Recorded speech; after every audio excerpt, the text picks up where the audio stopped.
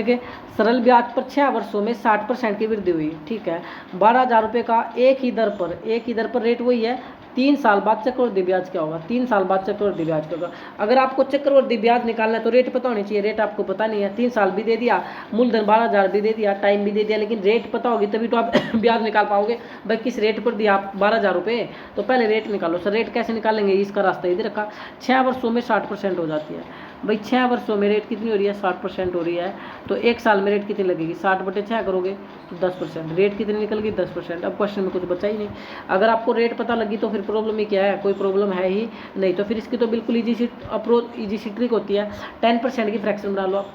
10% की फ्रैक्शन बच्चा बना सकता है। 10% की फ्रैक्शन कैसे बनेगी सर, 10 के परसेंटेज हटाओगे अपन में 100, ये आपको पता है वैसे, तो 1/10 आएगी। 10% की फ्रैक्शन क्या आएगी, 1/10। अब जो ये 1/10 आई है, तो ये जो 10 है ये तो आपका होता है प्रिंसिपल, जो ये 1 है ये आपका होता है ब्याज, ठीक है। ये क्या होता है आपका ब्याज। तो 10 रुपये, अगर 10 रुपये मूलधन था उस पर 1 का ब्याज मिलेगा तो कितने हो जाएंगे, 11 रुपये मिश्रधन हो जाएगा।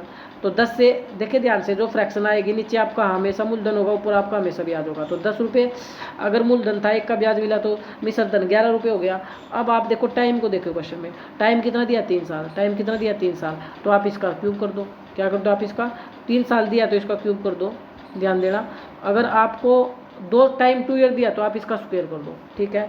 अगर सर टाइम 4 दे दे तो वो भी कर सकते हैं, सारी चीज़ें कर लेंगे। पहले इस क्वेश्चन को आप देखें तो 10 की 3 कितना हो जाएगा, 1000।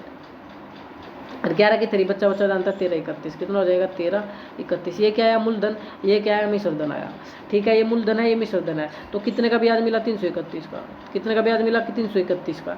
ये तो हमने अभी लेट किया था ना, कि इसको हमने 10 माना था, इसको हमने 11 माने, तो लेट किया। अब अकॉर्डिंग टू क्वेश्चन चलो भाई।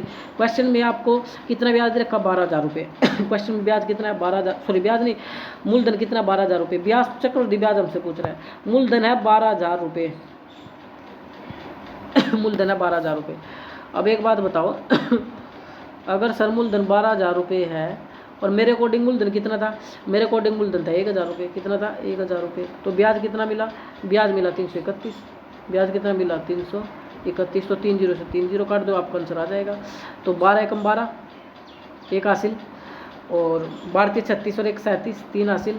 12 36 और 3 39। तो आपका कितना आ जाएगा ब्याज, 3972 is your right answer. 3972 option देख लो है कि 3972 ही रहा, 3972 आपका राइट आंसर हो जाएगा।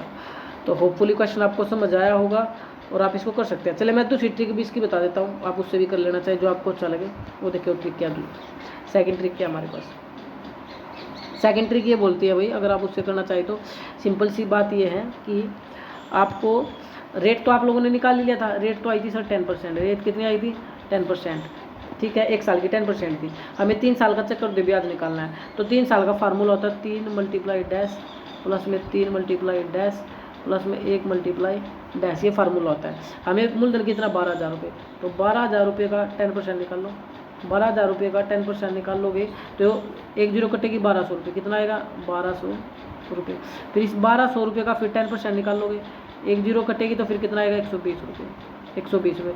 फिर इसका 10% निकालोगे 120 का, 1 जीरो कटेगी तो 12 रुपये। 12 रुपये, 12 रुपये।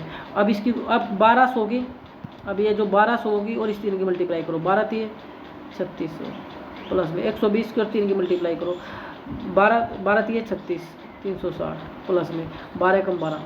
तो ये आपका चक्रवृद्धि ब्याज आ जाएगा डायरेक्टली। ये सारों को जोड़ दो, ये चक्रवृद्धि ब्याज होता है। ये होता है साधारण ब्याज और ये होता है अंतर।